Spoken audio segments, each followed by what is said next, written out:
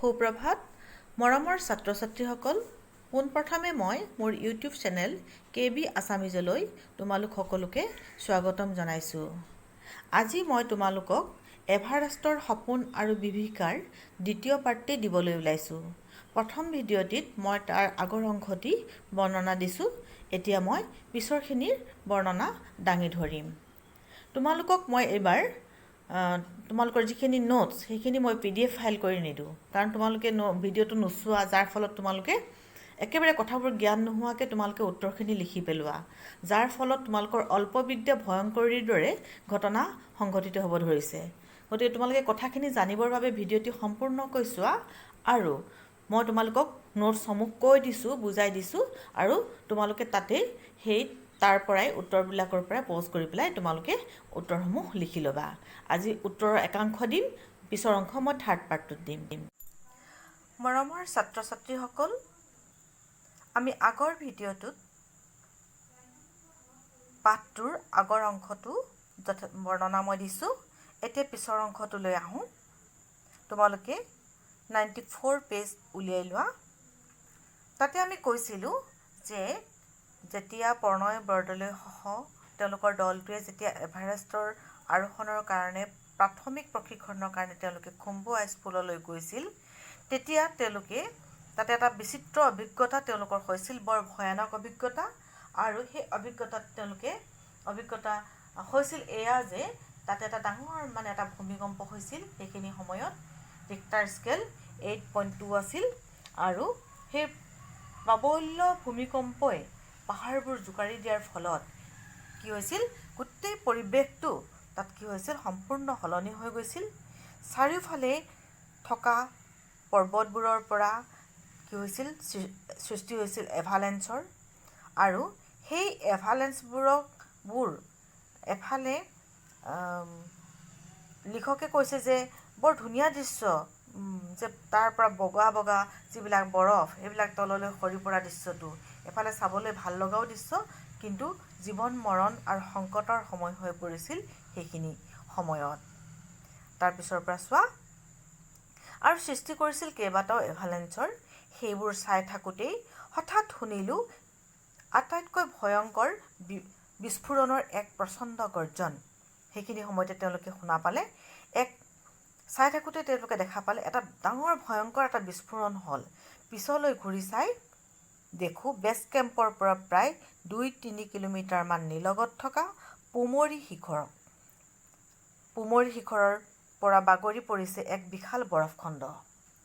তেওঁলোকে পিছলৈ যেতিয়া ঘূৰি চালে দেখা পালে তেওঁলোকৰ যিটো বেছ কেম্প আছিল তাৰ পৰা 3-4 কিলোমিটাৰমান নিলগত কি আছিল, এটা শিখৰ আছিল, নাম আছিল পুমৰী। আৰু তাৰ পৰা এটা বিশাল বৰফখণ্ড, তোমালোকক মই বাৰে বাৰে কৈছোঁ এই বৰফখণ্ডই হৈছে আইচফল, আৰু আইচলেণ্ড, আৰু এভালেঞ্চ বুলি কয়।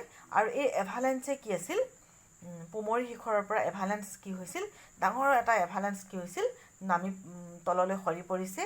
সেই বৰফখণ্ডই সৃষ্টি কৰিছে এক অতিশয় হিমানী সম্প্ৰপাত। চোৱাচোন, আৰু সেই বৰফখণ্ড তললৈ বাগৰি অহাৰ লগে লগে ইমান জোৰত গতিবেগ বাঢ়িছে যে হিমানী সম্প্ৰপাত হৈছে। পুমৰী শিখৰক নেপালীসকলে সাগৰ মাথা বুলি কয়, মাউণ্ট এভাৰেষ্টক নেপালীসকলে সাগৰ মাথা বুলি কয়, আৰু সাগৰৰ জীয়ৰী বুলি বিশ্বাস কৰে। তোমালোকে মনত ৰাখিবা, পুমৰী শিখৰক নেপালীসকলে কি বুলি কয়, সাগৰ মাথা, অৰ্থাৎ সাগৰৰ জীয়ৰী বুলি কয়। পুমৰীৰ পৰা নামি অহা হিমানী সম্প্ৰপাতে আমি চাই থাকোঁতে এক বিশালাকাৰ আয়তন ধাৰণ কৰি প্ৰলয়ৰ ৰূপ ল'লে। আৰু সেই পুমৰীৰ পৰা যিটো হিমানী সম্প্ৰপাত নামি আহিছিল, সেই হিমানী সম্প্ৰপাত চাই থাকোঁতে তললৈ যিমানেই নামি আহিছে তাৰ গতিবেগ সিমানেই বাঢ়ি আহিছে, আৰু এক বিশাল ৰূপ ধাৰণ কৰি একদম এক প্ৰলয়ৰ ৰূপ ল'লে। বৰফৰ সেই ভয়ংকৰ দৈত্যই দ্ৰুত গতিত 7-8 ছেকেণ্ডমানৰ ভিতৰতে আঘাত কৰিলেহি আমাৰ বেছ কেম্প।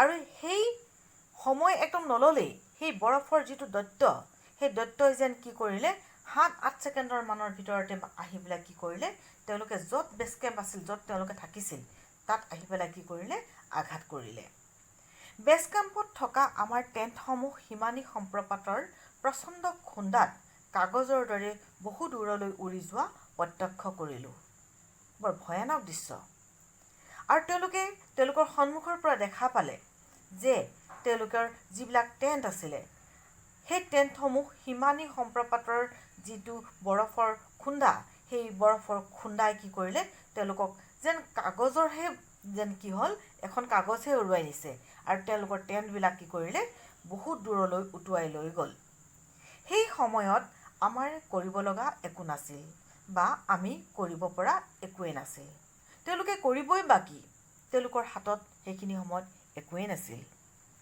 কৰিবলৈ একো উপায়ো নাছিল আৰু কৰাৰ কোনো সুবিধাও নাছিল সকলো আছিল আমাৰ সাধ্যৰ বাহিৰত আৰু তাৰ প্ৰায় লগে লগেই সেই দ্ৰুতগতিত অগ্ৰসৰ হয় আমি থকা স্থানৰ ফালে আৰু তাৰ পৰাই সেই ওপৰৰ অংশৰ পৰাই আহি বেছ কেম্পত খুন্দা মাৰিলে বেছ কেম্পৰ পৰা তেওঁলোকৰ ফালে কি হ'ল ক্ৰমাৎ কি কৰিলে সেই হিমানী সম্প্ৰপাতে তেওঁলোকৰ ফালে গতি কৰিলে দুৰন্ত গতিত সেই দৈত্যই আমাক গ্ৰাস কৰিবলৈ বেছ কেম্পৰ পৰা আমাৰ ফালে ওপৰলৈ উঠি আহিল কল্পনা কৰা ওপৰৰ পৰা আহি বেছ কেম্পত খুন্দা মাৰিছে তলত খুন্দা মৰাৰ লগে লগে বস্তুটো উফন্দি উঠি তেওঁলোকৰ 200 মিটাৰহে দূৰত আছিল আৰু তাত কি কৰিলে তেওঁলোকৰ খুম্বুৱা স্থলত গৈ পেলাই কি কৰিলে তেওঁলোকৰ ফালে গৈ পেলাই খুন্দা মাৰিলে মৃত্যু অৱধাৰিত বুলি ভাবি আমাৰ অভিযাত্ৰী আৰু শ্বেৰপাৰ দলটোৱে গোলাকাৰভাৱে কান্ধত কান্ধ মিলাই ইজনে সিজনক সাৱটি ধৰি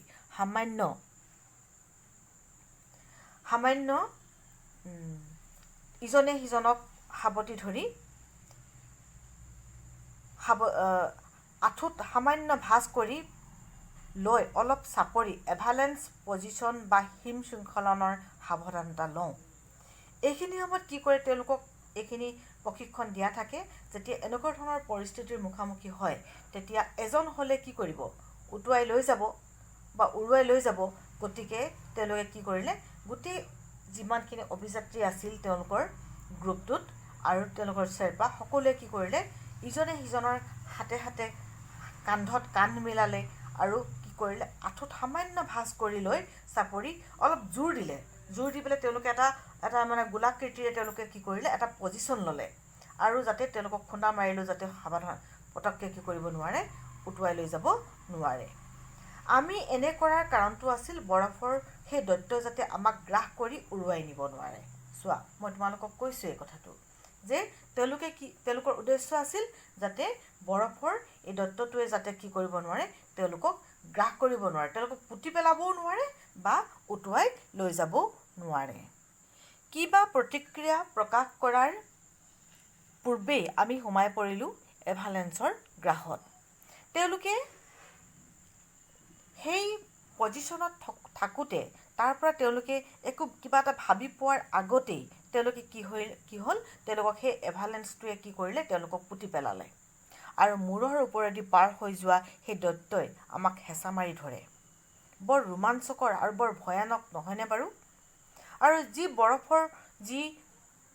বৰফৰ যি সোঁত সেই সোঁতে তেওঁলোকৰ মূৰৰ ওপৰেদি পাৰ হৈ গ'ল আৰু তেওঁলোকক কি কৰিলে হেঁচা মাৰি ধৰিলে এভালেঞ্চে কঢ়িয়াই অনা বৰফে আমাক সম্পূৰ্ণৰূপে পুতি পেলায় বৰফত পোত যোৱাৰ ফলত আমাৰ উশাহ নিশাহ বন্ধ হোৱাৰ উপক্ৰম হৈছিল তেওঁলোকক সেই বৰফে সম্পূৰ্ণৰূপে তেওঁলোকক মূৰলৈকে পুতি পেলালে আৰু তেওঁলোকে সেই বৰফত পোত যোৱাৰ ফলত তেওঁলোকৰ কি হ'ল উশাহ নিশাহ বন্ধ হৈ যোৱাৰ উপক্ৰম হ'ল আৰু আমি চৌদিশে অন্ধকাৰ দেখিলোঁ তেওঁলোকে কি কৰিব কি নকৰিব ভাবিব পৰা অৱস্থাতেই নাছিল কাৰণ প্ৰকৃতিৰ লগত যুদ্ধ কৰাৰ শক্তি কাৰোৰে নাই লগে লগে আমি আটাইকেইজনে বৰফৰ মাজৰ পৰা মূৰ উলিয়াই পোন হৈ থিয় হওঁ আৰু এইদৰে কিছু সময় উশাহ লোৱাৰ পাছত আমাৰ গালে তৎঘূৰি আহে আৰু কি হ'ল তাৰ পিছতে তেওঁলোকে কি হ'ল প্ৰত্যেকে তেওঁলোকে মূৰটো উলিয়াই তেওঁলোকে কি কৰিলে তেওঁলোকে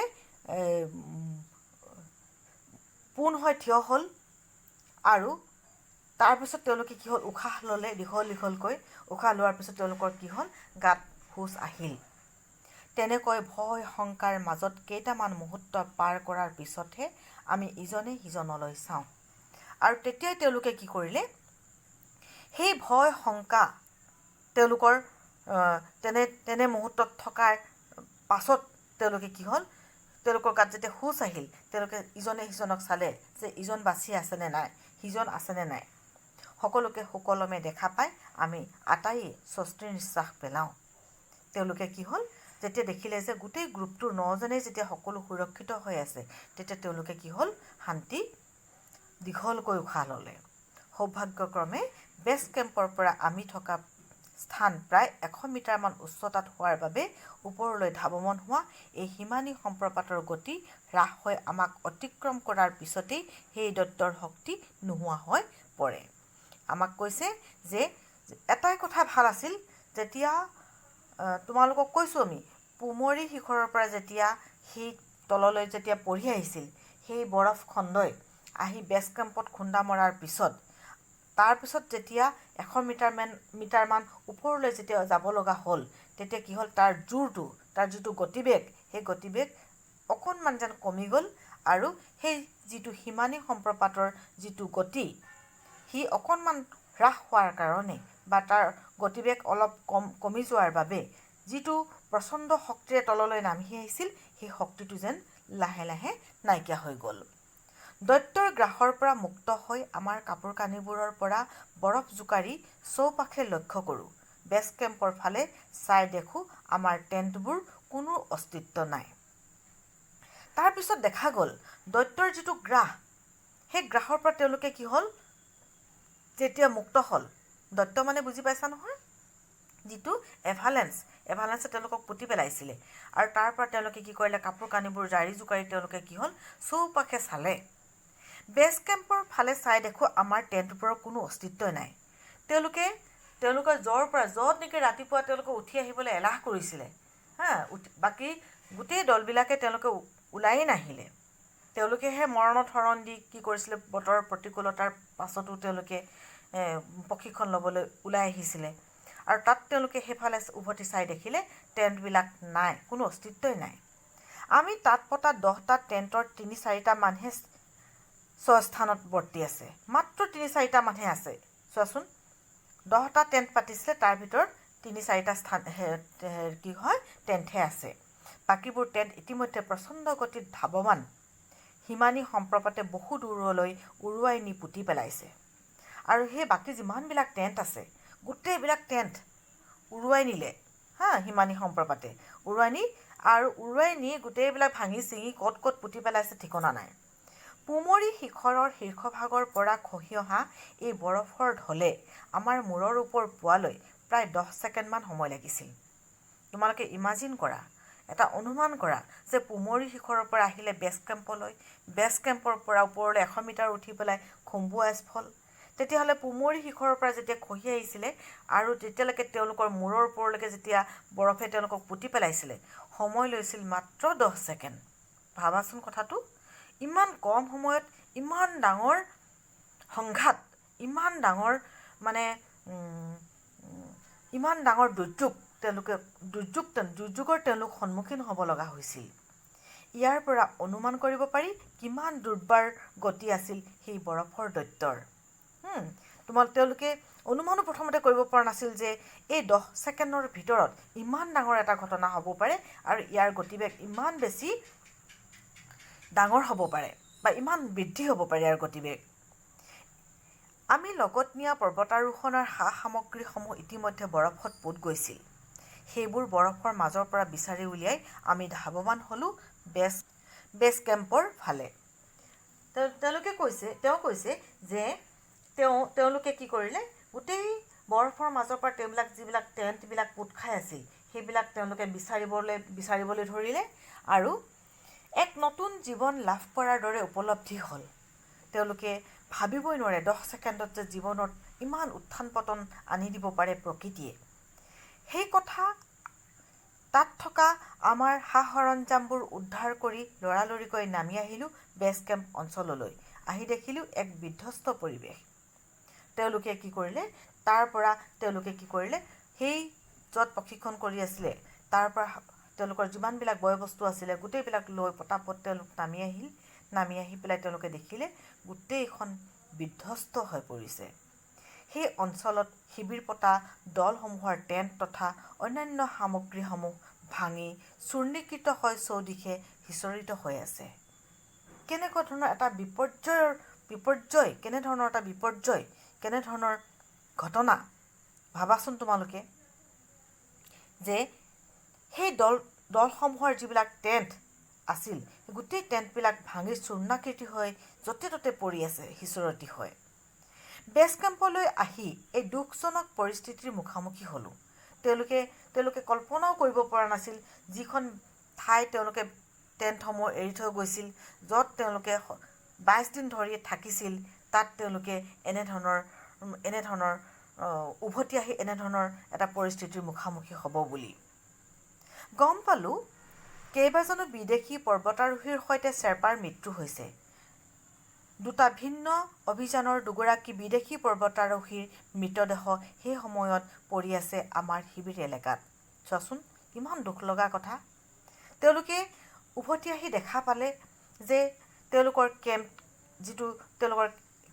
য'ত তেওঁলোকে কেম্প পাতিছিলে তাতে দেখা পালে তাতে বিদেশী যিমানবিলাক পৰ্বতাৰোহী আহে, সাধাৰণতে এই এভাৰেষ্টৰ কাৰণে বিদেশী পৰ্যটক বেছি হয়, বিদেশী পৰ্বতাৰোহী বেছি হয়। আৰু তেওঁলোকে কি কৰিছিল, তাতে 2জন শ্বেৰ্পাৰ মৃত্যু হৈছিল। কাৰণ যিমান প্ৰশিক্ষণপ্ৰাপ্ত হ'লেও প্ৰকৃতিৰ ওচৰত কোনেও যুঁজিব নোৱাৰে। আৰু সেই ইমান অভিজ্ঞতাৰে পুষ্ট সেই শ্বেৰ্পাৰ 2জনৰ মৃত্যু হৈছিল। 2টা ভিন্ন অভিযানৰ 2গৰাকী বিদেশী পৰ্বতাৰোহীৰ মৃতদেহ সেই সময়ত পৰি আছে আমাৰ শিবিৰ এলেকাত। চোৱাচোন 2জন বিদেশী পৰ্বতাৰোহীৰ মৃতদেহ তেওঁলোকৰ শিবিৰ এলেকাত পৰি আছিল। বেছ কেম্পত আমাৰ শিবিৰৰ পৰা কিছু নিলগত বাঁহৰ পতা 2টা ভিন্ন অভিযানৰ 2গৰাকী চিকিৎসক আছিল। সেই দুয়োগৰাকী লোক তেওঁলোক কি আছিল, বিদেশী পৰ্বতাৰোহী আছিল আৰু তেওঁলোক 2গৰাকী চিকিৎসক আছিল, ডাক্তৰ আছিল। বেছ কেম্পত আমাৰ শিবিৰৰ পৰা কিছু নিলগত বাঁহৰ পতা 2টা ভিন্ন অভিযানৰ 2গৰাকী চিকিৎসক আছিল। ভিন্ন অভিযানৰ তেওঁলোকে বেলেগ বেলেগ জেগালৈ কিছুমানে গৈছিল আৰু তেওঁলোকে সেই বেলেগ বেলেগ শিবিৰৰ তেওঁলোক 2গৰাকী চিকিৎসক আছিল। এগৰাকী আছিল চীনা মহিলা চিকিৎসক।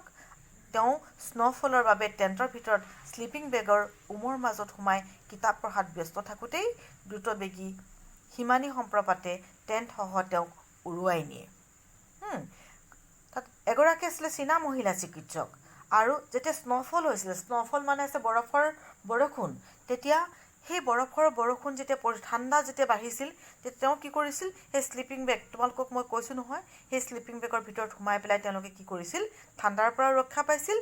আৰু তেওঁ তাৰ ভিতৰত সোমাই কিতাপ পঢ়িয়ে থাকোঁতেই তেওঁ পৰিস্থিতি অনুধাৱন কৰিব পৰাৰ আগতেই তেওঁক কি কৰিছিল, হিমানী সম্প্ৰপাতে তেওঁক কি কৰিছিল, টেণ্টসহ তেওঁক কি কৰিছিল, উৰুৱাই নিছিল। আমাৰ শিবিৰ এলেকাত এই বৰফৰ দৈত্যই ঠেকেচি দিয়াত মহিলা চিকিৎসকগৰাকীৰ কৰুণ মৃত্যু হয়। আমাৰ লিখকে কৈছে যে তেওঁলোকে যিটো শিবিৰ এলেকাত আছিল তাত কি হৈছিল, বৰফৰ যি দৈত্য, যি এভালেঞ্চে তেওঁক কি কৰিছিল, সেই মহিলা চিকিৎসকগৰাকীক কি কৰিছিল, একদম উটুৱাই নি ঠেকেচা মাৰি পেলাইছিল। কাৰণ তেওঁ স্লিপিং বেগৰ ভিতৰত আছিল, তেওঁ বাহিৰত কি হৈছে তেওঁ একো গমকেই নাপালে। এইখিনিতে মই অকণমান পাঠৰ বাহিৰলৈ যাওঁ। এতিয়া চোৱা, আজিকালি মোবাইলৰ প্ৰয়োভৰ বেছি। প্ৰত্যেকে তোমালোকে এতিয়া আগতে মোবাইল চুবলৈ নিদিছিলে যদিও এতিয়া তোমালোকক মা দেউতাহঁতে মোবাইল চুবলৈ দিছে, কাৰণ অনলাইন ক্লাছ হৈ আছে। বহুত ছাত্ৰ ছাত্ৰীয়ে কি কৰে, কাণত হেডফোন লগাই পেলাই কি কৰে, গান শুনে বা পঢ়াখিনিলৈকে ঠিক আছে, তেতিয়া তেওঁলোকে সচেতন হৈ থাকে। কেতিয়াবা কি হয়, হেডফোন পিন্ধি গান শুনি শুনি টোপনি যায়। ই কিন্তু বৰ ডাঙৰ ভয়ানক কথা। নানা ধৰণৰ ঘটনা ঘটিব পাৰে এইখিনি সময়ত, বুজি পাইছানে? ভূমিকম্পও আহিব পাৰে, নানা ধৰণৰ ঘটনা ঘটিব পাৰে। আৰু কাণত হেডফোন পিন্ধি হোৱাৰ কাৰণে কি হ'ব, বাহিৰৰ জগতখনৰ পৰা সম্পূৰ্ণ তেওঁ বিচ্ছিন্ন হৈ থাকিব। যাৰ ফলত কি হয়, এই যেনেকৈ চীনা চিকিৎসকগৰাকীয়ে বাহিৰত তেওঁলোক স্লিপিং বেগৰ বাহিৰত অহা ভূমিকম্পৰ কথা গম নাপালে ঠিক তেনেধৰণে তোমালোকেও যাতে এনেধৰণে কাণত হেডফোন লগাই পেলাই কেতিয়াও যাতে তোমালোকে নোহোৱা অন্ততঃ সাৰ পাই থকা সেইখিনি সময়ত যিখিনি সময়ত হেডফোন ইউজ কৰা সাৰ পাই থাকিবা। বাৰু যিয়ে নহওক তেওঁলোকৰ বৰ দুখ লগা অৱস্থা এটাৰ সৃষ্টি হ'ল। অন্য এটা আন্তঃৰাষ্ট্ৰীয় অভিযানকাৰী দলৰ লগত চিকিৎসক হিচাপে অহা আমেৰিকান ব্যক্তি এজনৰো মৃতদেহ আমাৰ শিবিৰ এলেকাত উদ্ধাৰ হয়। প্ৰশ্ন হ'ব পাৰে কৰ কৰ মৃতদেহ আছিল। এগৰাকী আছিল চীনা মহিলা, আনগৰাকী আছিল আন্তঃৰাষ্ট্ৰীয় অভিযানকাৰী দলৰ আমেৰিকান ব্যক্তি এগৰাকী আছিল, তেওঁ আছিল চিকিৎসক। পিছত জানিব পৰা মতে সেই শোকাবহ ঘটনাত 19গৰাকী পৰ্বতাৰোহীৰ ঘটনাস্থলীতে মৃত্যু হয়। 19গৰাকী পৰ্বতাৰোহীৰ মৃত্যু হৈছিলে। ভাবা কথাটো এবাৰ। মানুহে অসমীয়াত এটা কথা আছে নহয়, চৰণেহে জানে মৰণৰ ঠাই। কিমান আশালৈ তেওঁলোকে গৈছিল পৰ্বতাৰোহণ কৰিবলৈ, শিখৰৰ পৰা গোটেই পৃথিৱীখনক চাবলৈ, কিন্তু তেওঁলোকে কি হৈছিল বাটতে মৃত্যুক আঁকোৱালি ল'লে। এই ভয়াৱহ সংঘটনত আহত হয় 50ৰো অধিক পৰ্বতাৰোহী। এইটো স্বাভাৱিক কথা। 19গৰাকী মৃত্যু, 50গৰাকী আহত। ইয়াৰে অধিক সংখ্যকেই অবিৰাম তুষাৰপাতৰ বাবে টেণ্টৰ ভিতৰত নিৰাপদ আশ্ৰয় লৈছিল। সেইদিনাখন তোমালোকক মই আগতেও কৈছোঁ, সেইদিনাখন লিখকৰ দলটোৱেই মাত্ৰ বাহিৰলৈ ওলাই আহিছে, বাকীখিনি বেছিখিনিয়ে টেণ্টৰ ভিতৰতে নিজকে আবদ্ধ কৰি ৰাখিছিল ঠাণ্ডাৰ বাবে, তুষাৰপাতৰ বাবে। আৰু তেওঁলোকে সেইকাৰণে কি হৈছিল, বেছিখিনিয়ে কি হৈছিল দুৰ্ঘটনাত পতিত হৈছিল। সেই মুহূৰ্তত নেদেখাজনৰ প্ৰতি কৃতজ্ঞতাৰে মন ভৰি উঠিছিল। কিয় বাৰু কোৱাচোন? লিখকে কিয় তেনেকৈ কৈছে? নেদেখাজনৰ প্ৰতি। নেদেখাজন কোন? ভগৱান। আৰু তেওঁৰ প্ৰতি কৃতজ্ঞতা আহিছিল। কেনেকৈ? ভাবিছিলোঁ সেইদিনা আমি অনুশীলনলৈ নগৈ বেছ কেম্পত থকা হ'লে আমাৰ কি হ'লহেঁতেন। ৰাখে হৰি মাৰে কোনে, এই আপ্তবাক্যশাৰী আমাৰ দলৰ 2 বেছ কেম্প মেনেজাৰ শৈলেন আৰু অমৰৰ ক্ষেত্ৰত প্ৰযোজ্য হয়। লিখক প্ৰণয় বৰদলৈয়ে কৈছে যে সেইদিনাখন যদি তেওঁলোকে অনুশীলনলৈ নগৈ বেছ কেম্পত যদি স্লিপিং বেগৰ মাজত তেওঁলোকে যদি লৈ যদি শুই থাকিলেহেঁতেন, তেতিয়াহ'লে তেওঁলোকৰো অৱস্থা তেনেদৰে নহ'লহেঁতেন নে? অন্য বাকী দলবিলাকৰ যি অৱস্থা হ'ল নিশ্চয়কৈ হ'লহেঁতেন। গতিকে অসমীয়াত এটা কথা আছে নহয়, ৰাখে হৰি মাৰে কোনে, মাৰে হৰি ৰাখে কোনে। যদি হৰিয়ে মাৰিব খোজে, ভগৱানে যদি মাৰিব খোজে, কোনেও ৰাখিব নোৱাৰে। কেনেকৈ মাৰিছিল? হৰিয়ে কেনেকৈ মাৰিছিল? কাক মাৰিছিল? আমি এটা উদাহৰণ দিব পাৰোঁ। হিৰণ্যকশিপুক মাৰিছিল নৰসিংহ ৰূপ ধাৰণ কৰি পেলাই বিষ্ণুৱে।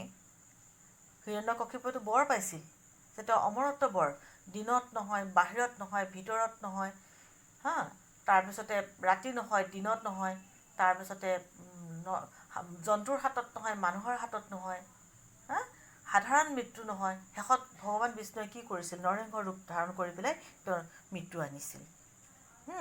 ঠিক তেনেকৈ হৰিয়ে যদি মাৰোঁ বুলি কয়, কোনোৱে ৰাখিব নোৱাৰে। আৰু হৰিয়ে যদি বচাওঁ বুলি কয়, তেতিয়াও কোনোৱে তেওঁক মাৰিব নোৱাৰে।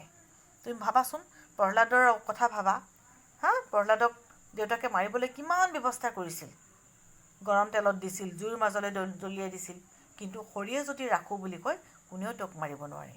ঠিক তেনেদৰে এই আপ্তবাক্যশাৰী যেন তেওঁলোকৰ বেছ কেম্প মেনেজাৰ শৈলেন আৰু অমৰৰ ক্ষেত্ৰত প্ৰযোজ্য হ'ল। পুৱা আমাৰ 9জনীয়া পৰ্বতাৰোহী দলটো আইচক্ৰাফ্টৰ প্ৰশিক্ষণ ল'বলৈ যাওঁতে শৈলেন আৰু অমৰ আমাৰ লগত যোৱা নাছিল।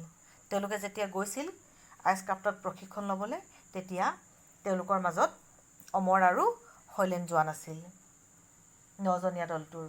আৰু প্ৰায় 11মান বজাত আমাক চাহ দিবলৈ যোৱাৰ সময়ত অমৰে লগ ধৰোঁতে শৈলেন বৰফ পৰি থকা বাবে টেণ্টৰ পৰা ওলাই যাব বিচৰা নাছিল। চোৱাচোন, শৈলেনে যাবই খোজা নাছিল। অমৰে যেতিয়া 11মান বজাত যেতিয়া তেওঁলোকক চাহ দিবলৈ গৈছিল, কিন্তু অমৰে এক প্ৰকাৰ জোৰ কৰি শৈলেনক উলিয়াই লৈ যায়। দুয়ো গৈ আমাৰ ওচৰ পোৱাৰ সময়তে ঘটিল সেই বৃহৎ অঘটন। শৈলেন টেণ্টত সোমাই থকা হ'লে কি হ'লহেঁতেন ভাবিয়েই শিয়ৰি উঠিলোঁ। চোৱাচোন, সেইকাৰণে কৈছে ৰাখে হৰি মাৰে কোনে। হয়লেনক যদি অমৰে জোৰ কৰি লৈ নগ'লহেঁতেন তেতিয়াহ'লে বেছ কেম্পত যিসকল বাকীসকল যেনেধৰণৰ পতিত হ'ল ঠিক তেনেদৰে হয়লেনৰো তেনেধৰণে পতন হ'লহেঁতেন। সেই সময়ত হয়লেনে বাৰে বাৰে ধন্যবাদ দিলে অমৰক। আমি এভাৰেষ্ট অভিযানৰ পূৰ্বে মঠ মন্দিৰত কৰা প্ৰাৰ্থনাৰ বাবে হয়তো নেদেখাজনৰ আশীৰ্বাদ লাভ কৰিলে দলটোৱে। আমি যেতিয়াই আমি মন্দিৰৰ আগেদি যাওঁ বা নামঘৰৰ আগেদি যাওঁ বা যিকোনো ধৰ্ম আগেদি যাওঁ তেতিয়া আমি কি কৰোঁ? আমি নমস্কাৰ এটা জনাই যাওঁ। আৰু হয়তো সেই হাজাৰটা নমস্কাৰে হয়তো কি কৰিলে? সেই নেদেখাজন তুষ্ট হ'ল আৰু তেওঁলোকক কি কৰিলে? ৰক্ষা কৰিলে। প্ৰায় 3 কিলোমিটাৰ দীঘল বেছ কেম্প এলেকাৰ মাজৰ অংশত আমাৰ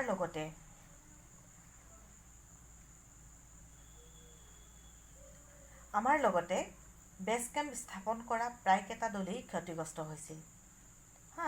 তেওঁলোকে প্ৰায় 3 কিলোমিটাৰ দীঘল বেছ কেম্প এলেকাটো যিমান দূৰ আছে 3 কিলোমিটাৰ দীঘল আছিলে বেছ কেম্পটো। আৰু তাত বেছিখিনিয়ে তেওঁলোকৰ লগত থকা প্ৰায়কেইটা দলেই ক্ষতিগ্ৰস্ত হৈছিল। বেছ কেম্প আহি পাই আমাৰ দলৰ চিকিৎসক ডাক্তৰ জগদীশ বসুমতাৰী নামি পৰিছিল আহতসকলক চিকিৎসাৰ প্ৰদানত। তোমালোকে এটা কথা জানিবা, পৰ্বতাৰোহণকাৰীসকলে তেওঁলোকে লগত কি কৰিছিল? চিকিৎসককো লগত লৈ গৈছিল। আৰু তেওঁলোকে কি কৰিছিল? তেওঁলোকৰ চিকিৎসকগৰাকীৰ নাম আছিল ডাক্তৰ জগদীশ বসুমতাৰী। আৰু তেওঁ কি কৰিছিল? তেওঁ আহতসকলক চিকিৎসা প্ৰদান কৰাত লাগি গ'ল। আৰু ডাক্তৰ জগদীশে চিকিৎসা কৰি থকা অৱস্থাতে এজন গুৰুতৰভাৱে আহত শ্বেৰ্পাই শেষ নিশ্বাস ত্যাগ কৰে। আৰু কিমান দুখ লগা কথা, সেইখিনি সময়তে কি হৈছে? এজন শ্বেৰ্পা কি হৈছে? সেইখিনি সময়তে এজন শ্বেৰ্পা গুৰুতৰভাৱে আহত হৈছে। ছাত্ৰ ছাত্ৰীসকল, পাঠটি যথেষ্ট দীঘল। মই এইবাৰ ভাবিছোঁ তোমালোকে ভিডিঅ'টি ভালকৈ নোচোৱা, যাৰ কাৰণে তোমালোকে প্ৰশ্নবিলাক মোক নানা ধৰণৰ তোমালোকে প্ৰশ্ন কৰা, যিটো নেকি মই ভিডিঅ'টোত তোমালোকৰ ভিতৰত মই কৈ দিওঁ কথাবিলাক যে এইটো এনেধৰণৰ। তোমালোকে ভিডিঅ'টো নাচাই চিধাই তোমালোকে PDF ফাইলটো খোলা, এইটো বৰ বেয়া কথা। সেইকাৰণে মই ভাবিছোঁ এইবাৰ প্ৰতিটো ভিডিঅ'ৰ পিছতে মই তোমালোকক কুৱেশ্যন আনচাৰবিলাক মই তোমালোকক বুজাই দিম। কুৱেশ্যন আনচাৰবিলাক তোমালোকক মই দি দিম। তোমালোকে লিখি ল'বা তাৰ পৰা। তোমালোকে তাৰ পৰা লিখি ল'বা। প্ৰয়োজন হ'লে তোমালোকে সেই পেজটো প'ষ্ট কৰি ল'বা। প'ষ্ট কৰি পেলাই তোমালোকে লিখি ল'বা।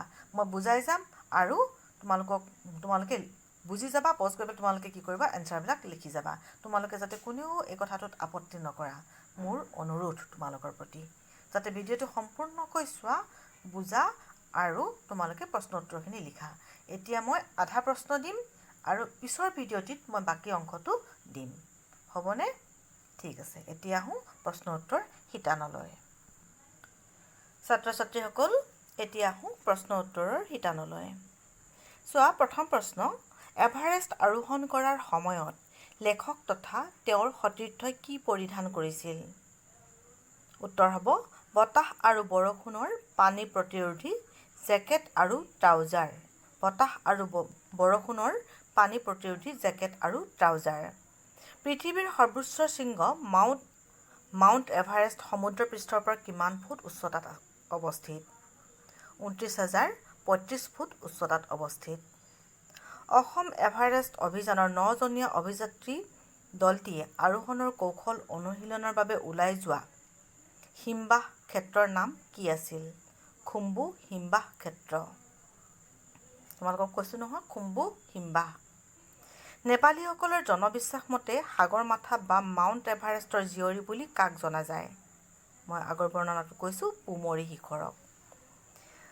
লেখক তথা তেওঁৰ সতীৰ্থবৃন্দই কাৰ নেতৃত্বত 2019 চনত অসম এভাৰেষ্ট অভিযান নাম দি এভাৰেষ্টলৈ অভিযান চলায়?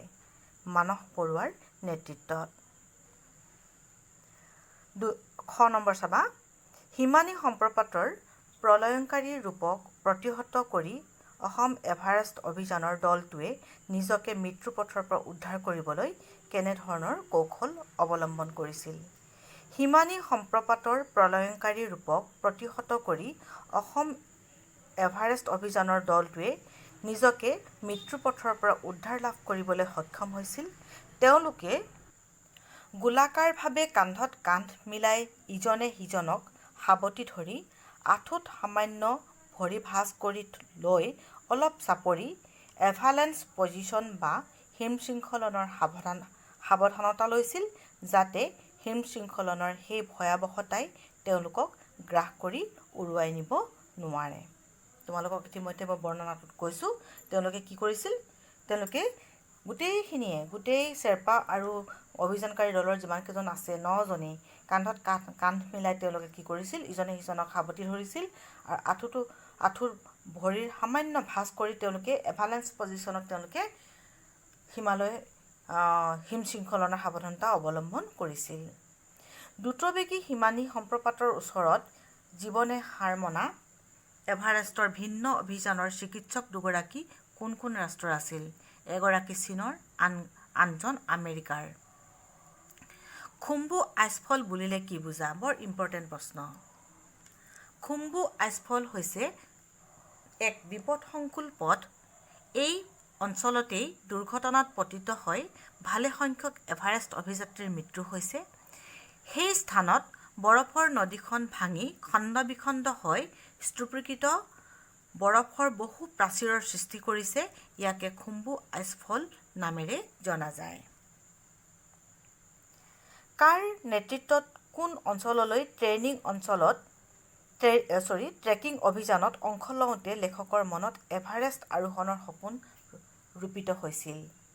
পৰ্বতাৰোহী নেছিম আখতাৰৰ নেতৃত্বত নেপাল হিমালয়ৰ হেলেম্বু অঞ্চললৈ ট্ৰেকিং অভিযানত অংশ লওঁতে লেখকৰ মনত এভাৰেষ্ট আৰোহণৰ সপোন ৰূপিত হৈছিল। প্ৰথম অসমীয়া এভাৰেষ্ট আৰোহণকাৰী দুজন কোন কোন আছিল?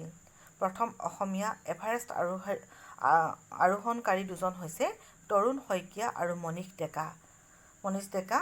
তেওঁলোক 2014 চনত এভাৰেষ্ট আৰোহণ কৰিছিল, প্ৰথম অসমীয়া। এতিয়া আহোঁ দীঘল প্ৰশ্নৰ শিতানলৈ। লেখকৰ অনুশীলন অন্তিম পৰ্যায়ত অহা ভূমিকম্পৰ জোকাৰণিত নামি অহা হিমানী সম্প্ৰপাতে অভিযানকাৰী দলক কি পৰিস্থিতিৰ মুখামুখি কৰাইছিল? উত্তৰত ক'ম, পৰ্বতাৰোহণ এক দুঃসাহসিক অভিযান।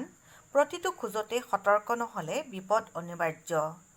এভাৰেষ্ট জয়ৰ সপোন বুকুত বান্ধি লেখকৰ লগত সেই অভিযানত অংশ লোৱা দলটোৱে এক ভয়ংকৰ পৰিস্থিতিৰ মুখামুখি হৈছিল। অনুশীলনৰ অন্তিম পৰ্যায়ত হঠাৎ গুমগুমনিৰ শব্দৰ লগতে প্ৰচণ্ড জোকাৰণিৰ সৃষ্টি হৈছিল। তেতিয়া সকলোৱে ভূমিকম্প অহা বুলি জানি সতৰ্ক হৈ এঠাইত গোট খোৱাৰ চেষ্টা কৰিলে। প্ৰায় 2 মিনিট সময় ধৈৰ্য ধৰি সেই জোকাৰণি অব্যাহত আছিল। ভূমিকম্পৰ জোকাৰণিত হঠাৎ কাষৰ নাপছে শিখৰৰ পৰা প্ৰচণ্ড শব্দৰ সৃষ্টি কৰি এভালেঞ্চ নামি আহিল। নাপছেৰ উপৰি আমাদাৱালাম, লুলা আদি দাঁতিকাষৰীয় শিখৰবোৰত জমা হৈ ওলমি থকা বৰফখণ্ডও সেই জোকাৰণিত তললৈ খহি পৰিছিল। বেছ কেম্প এলেকাত হিমানী সম্প্ৰপাত হোৱাটো নৈমিত্তিক ঘটনা যদিও 8.2 প্ৰাবল্যৰ সেই ভূমিকম্পৰ ফলত সম্পূৰ্ণ পৰিৱেশটোৱেই যেন সলনি হৈ গৈছিল। প্ৰকৃতিও অধিক ৰুষ্ট হৈ কেইবাটাও এভালাঞ্চৰ সৃষ্টি কৰিছিল।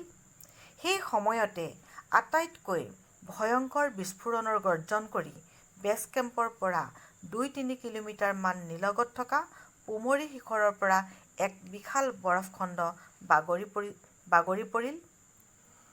বৰফখণ্ডৰ পৰা সৃষ্টি হোৱা হিমালয় সম্প্ৰপাতে ভয়ংকৰ দৈত্যৰ দৰে 7-8 ছেকেণ্ডমানৰ ভিতৰতে বেছ কেম্পত আঘাত কৰিলে। সেই প্ৰচণ্ড খুন্দাত বেছ কেম্পত থকা টেণ্টসমূহ কাগজৰ দৰে বহু দূৰলৈ উৰি গৈছিল। তাত কৰিব লগা বা কৰিব পৰা একোৱেই নাছিল।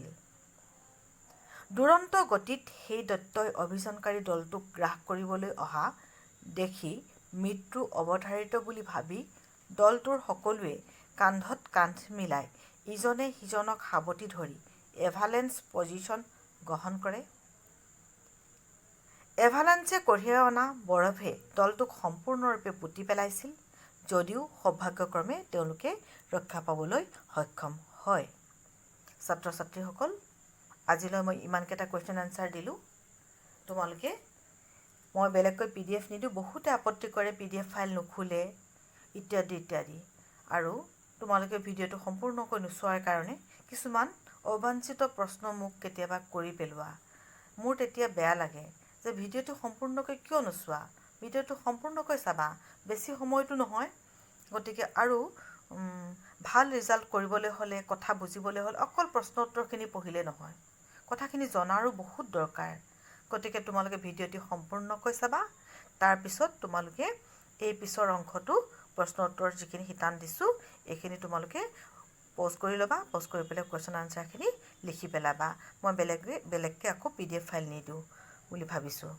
ঠিক আছে? তোমালোকে আৰু পিছৰ খণ্ডত তৃতীয় খণ্ডটোত মই বাকীখিনি বুজাই মই বাকী প্ৰশ্ন উত্তৰখিনি দিম। তেতিয়াহ'লে আজিলৈ আহোঁ। ভাল লাগিলে তোমালোকে লাইক, শ্বেয়াৰ, ছাবস্ক্ৰাইব কৰিবলৈ নাপাহৰিবা। আজিলৈ আহোঁ। ধন্যবাদ।